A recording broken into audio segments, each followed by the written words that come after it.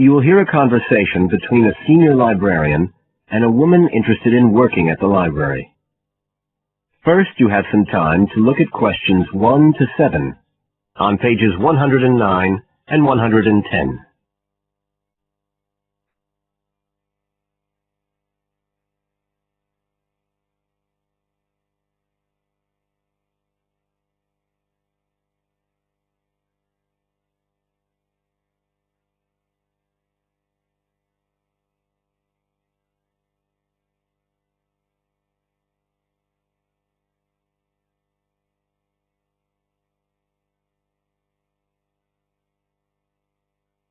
You will see that there is an example which has been done for you.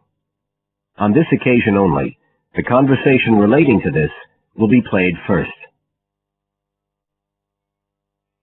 I'm interested in doing some work for the library. Are you the person to speak to? Yes. Right. Well, what sort of work are you interested in?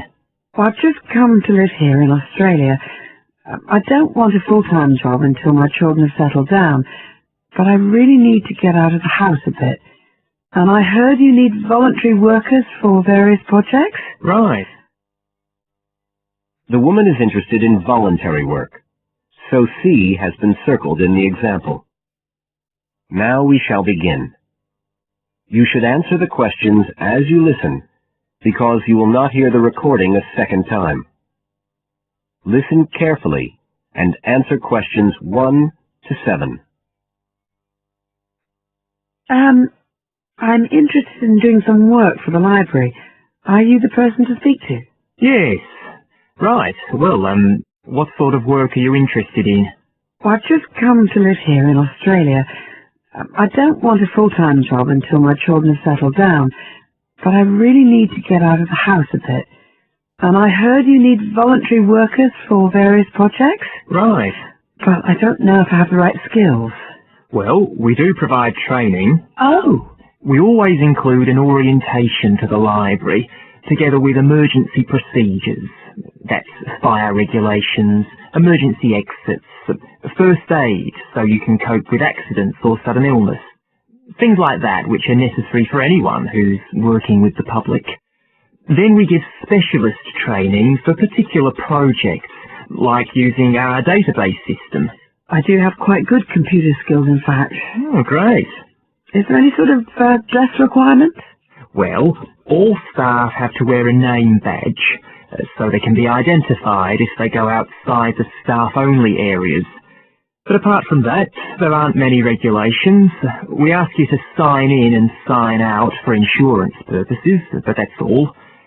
How about transport? Do you live locally? Well, not too far away. I'm at Porpoise Beach. My husband needs a car during the day, but it's only about 20 minutes on the bus. In fact, we can reimburse part of your travel expenses in that case. Oh! Would that be the same if I came by car? No, because parking is such a problem here. One thing we are looking for, though, is someone who can drive a minibus. No problem. So, do the projects involve going outside the library? Some, yes, but not all.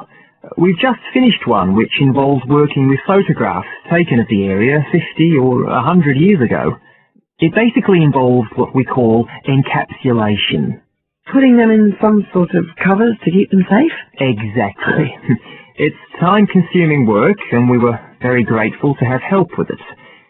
Then, sometime next year, we're hoping to begin working on an initiative involving the sorting and labelling of objects relating to local history. We'll be needing help with the cataloguing. Oh, I'd definitely be interested. How about at present? Well, we have a small team who work to support those who are unable to read. Working with the blind? Yes, or other groups who have reading difficulties. We provide volunteers with equipment so that they can take books home with them and read them aloud onto CDs. We're gradually building up a collection that can be lent to those who need them. I can see it would be useful, but I'd really like to do some sort of work where I can get the chance to meet people. How about reading stories to children?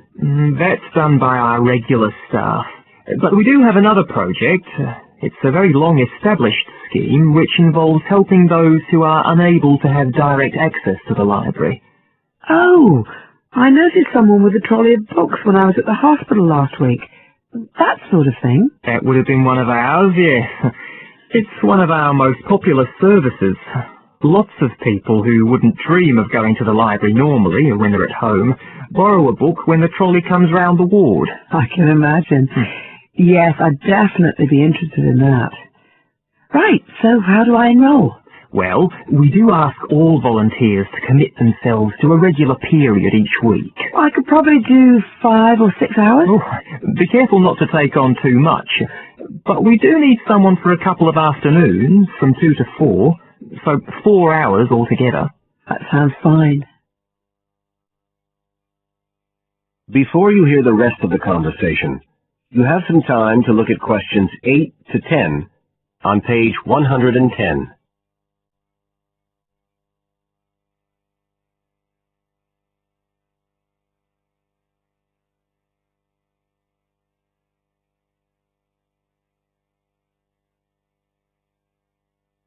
Now listen and answer questions 8 to 10. Right, so here's the application form. It asks the usual questions, name and address and telephone number. You also need to fill in details of who we should get in touch with in case of any accident or problem like that. We do need to have that filled in. And there's a space for date of birth, but that's only if you're over 75, so we won't worry about that. No. Oh, it asks for qualifications. Do I need to provide certificates? They're not necessary. We'll need the names of 2 referees, not relatives or family members, obviously. What else? Signature of parent or guardian. That won't be necessary, as I assume you're over 18. Yes. What's this? It says civil conviction check. That's the document we have to provide by law for those working on projects involving children, so we won't need it in your case. But you will need to sign this separate document. That's a copy of commitment. It's basically an agreement to work according to the library guidelines. So, if you'd like to fill this all in, you can do it here or take it home, whichever you prefer. I'll take it home if that's okay. Right, well, thank you for your time. That is the end of section 1. You now have half a minute to check your answers.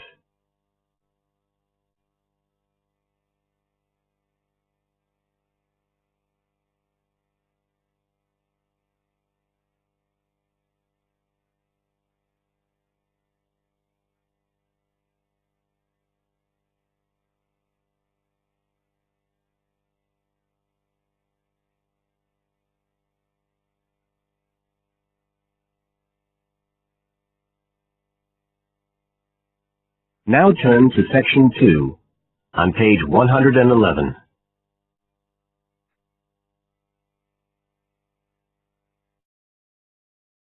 Section 2.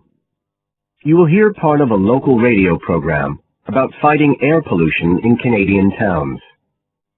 First, you have some time to look at questions 11 to 14 on page 111.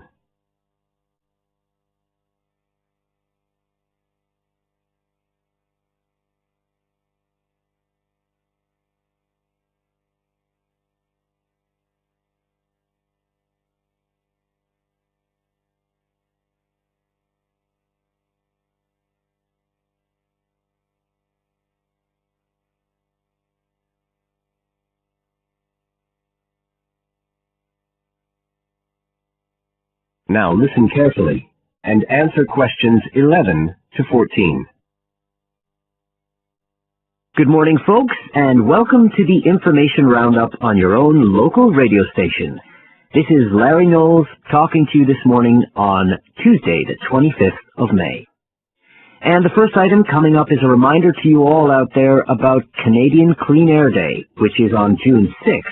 In case you weren't around for the last one, this is a chance for Canadians everywhere to focus on the problems of air pollution and to actually try to do something to help reduce the problem. How many Canadians do you think die annually because of air pollution? 2,000? 3,000? Well, the rate is a staggering 5,000, and it's likely to grow unless we do something. And it's this concern with your health that's the driving force behind the government campaign that is sponsoring Clean Air Day. So what causes air pollution in the first place? Well, the transportation sector accounts for 27% of all greenhouse gases produced in Canada. It's also the biggest source of that thick, polluted air from traffic fumes that we call smog. And it's the tiny particles and ground-level ozone in smog that are the main causes of health problems and even deaths across the country. Of course, it's worse in the big cities, but researchers have only recently realized that all you need are low levels of air pollution to seriously damage your health, so we're all at risk. You now have some time to look at questions 15 to 20 on page 111.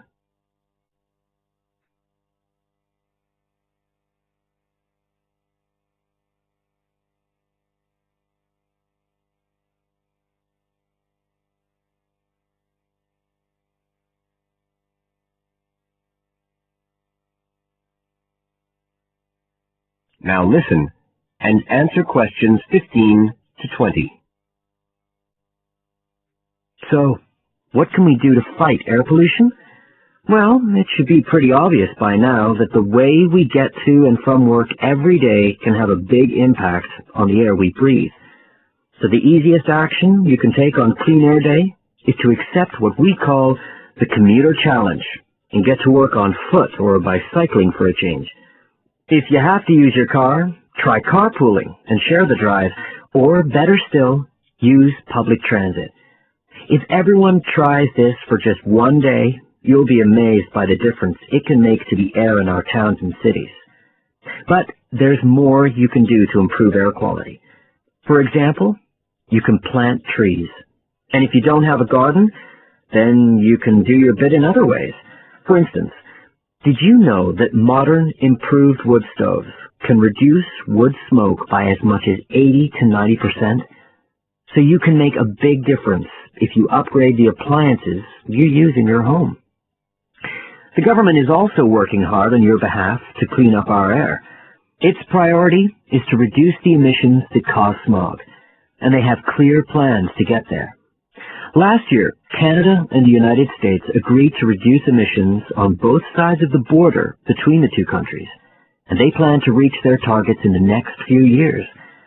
The government's also taking action to get cleaner fuels. It's already reduced the sulfur contained in gasoline, and it hopes to reach the reduction target for sulfur in diesel by next year. But the measures don't just focus on the motorist.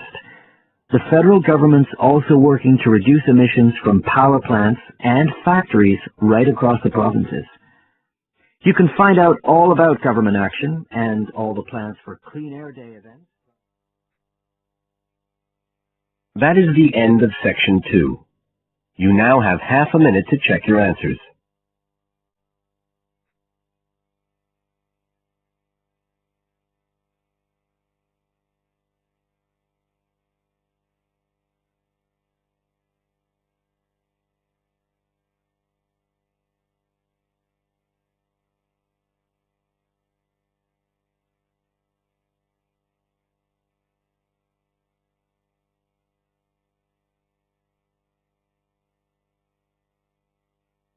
Now turn to section 3 on page 112.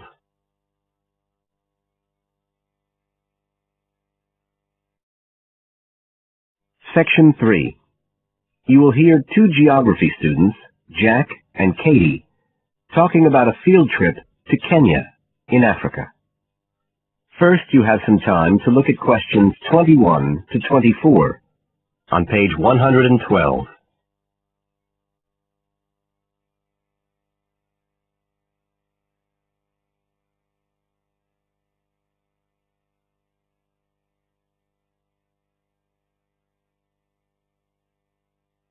Now listen carefully and answer questions 21 to 24. Katie, hi. Thanks for inviting me round. Oh, thanks for coming. I know you're up to your neck in finals revision, but I've got to make up my mind about next year's geography field trip, and I'd really like your advice. We've got to choose between an African trip and one in Europe. They've told us a bit about both trips in the lecture, but I really can't make up my mind. And I know you did the African one last year. That's right. So, where exactly did you go? I mean, I know it was in Kenya, in East Africa. Yes. Well, we were right up in the northwest of the country. It was beautiful. We stayed in a place called the Marich Pass Field Studies Center. Right. Dr. Rose said the accommodation was traditional African-style cottages. He had a special name for them. Bandas. Yes, they're fine. You have to share 2 or 3 people together. They're pretty basic, but you have a mosquito net. They don't provide spray, though, so remember to take plenty with you. You'll need it. And there's no electricity in the field center. You'll have hurricane lamps instead. They give a good light. It's no problem. What about places to study? Dr. Rose said there was a library? Yes, but it's quite small. There's a lecture room as well, but most of us worked out in the open air. There are plenty of places outside, and it's so beautiful. You're right in the middle of the forest clearing. I gather it's a relatively unmodernized area. Definitely. They actually set up the center there because it's on the boundaries of 2 distinct ecological zones. The mountains, where the people are mainly agriculturalists, and the semi-arid plains lower down, where they're semi-nomadic pastoralists. Before you hear the rest of the conversation, you have some time to look at questions 25 to 30 on page 112.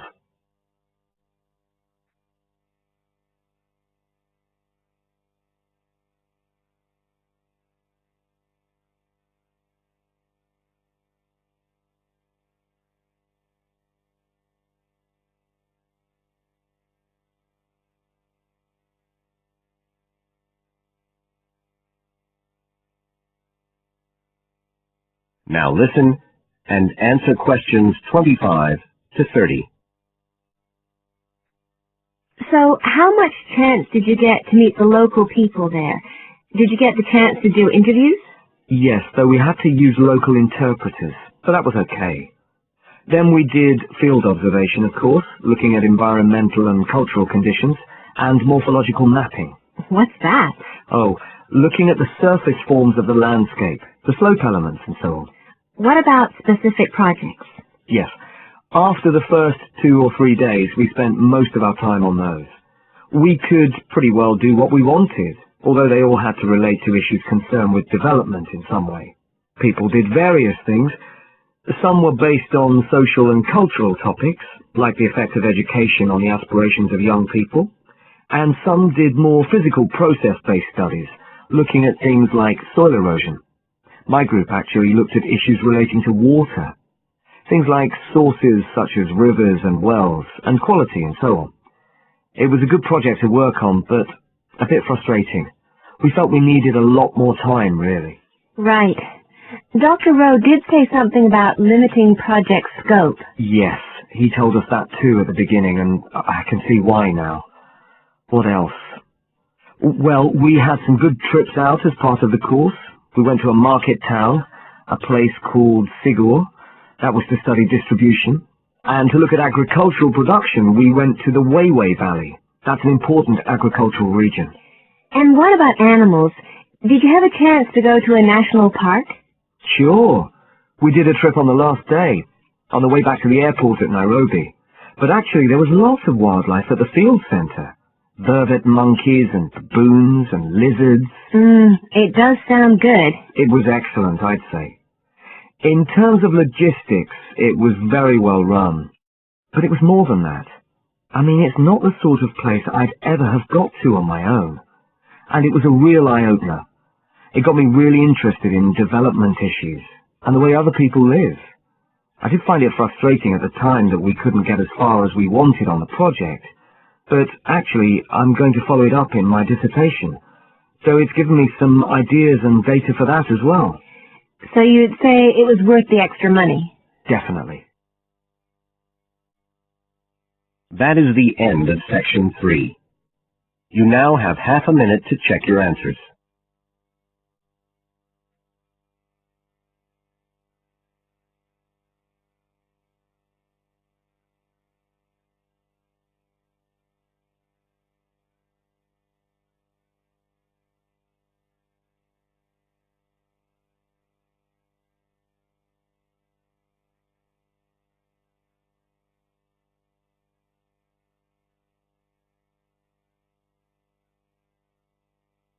Now turn to section 4 on page 113.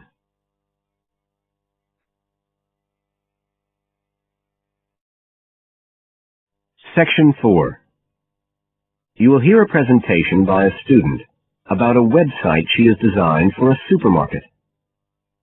First, you have some time to look at questions 31 to 40 on pages 113 and 114.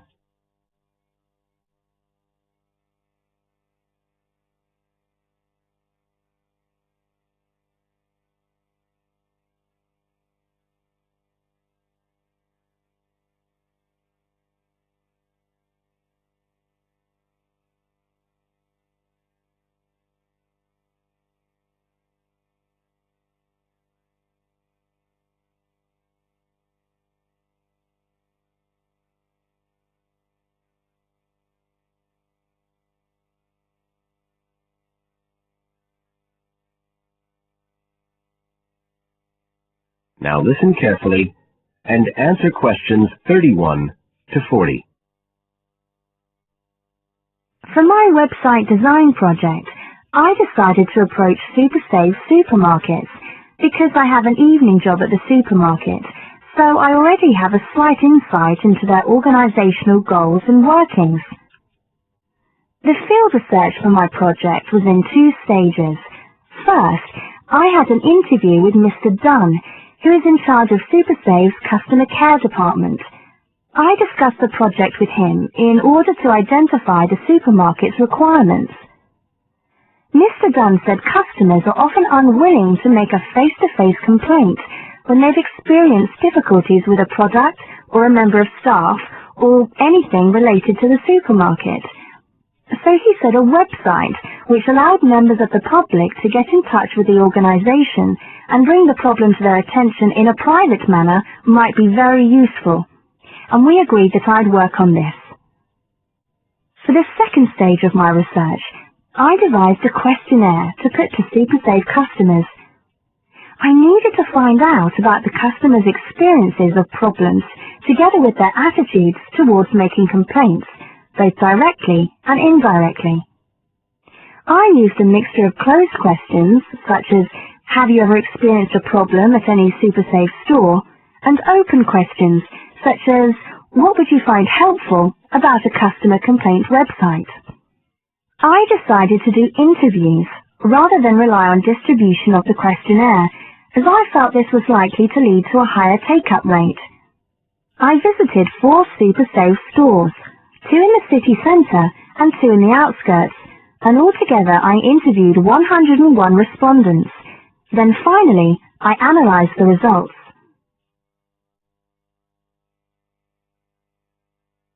I found the results of the questionnaires to be very informative.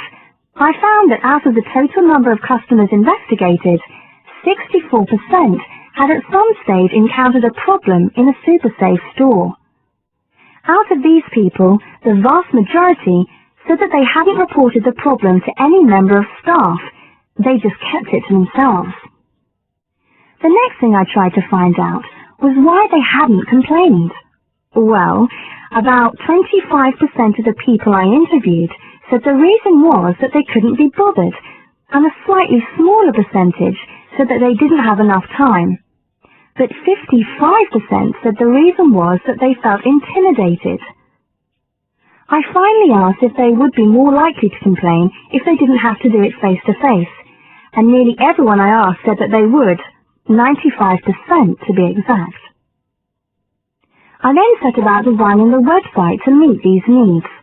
Once I'd completed the website, I made another appointment with Mr. Dunn to find out what he thought of it.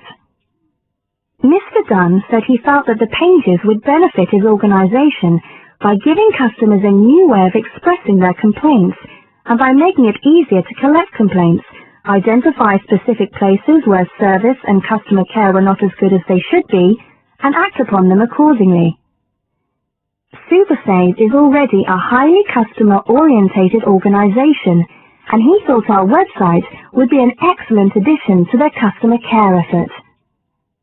This is all well and good, but there still remains the general problem with websites, that there's the lack of access to online computers.